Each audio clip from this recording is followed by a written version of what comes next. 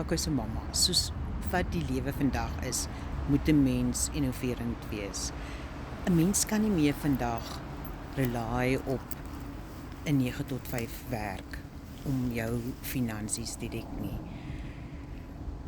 Ek het in 2024 het ek begin soek om 'n aanlyn besigheid te begin, maar ek het nie geweet wat om te doen nie en ek het geen ondervinding daaraan nie.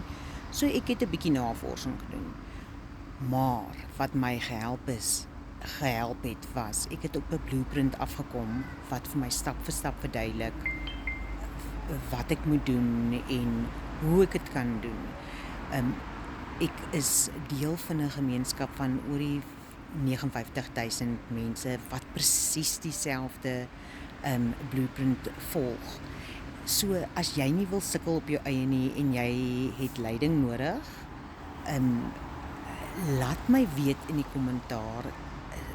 Ek sal graag met jou die blueprint wil deel wat my gehelp het.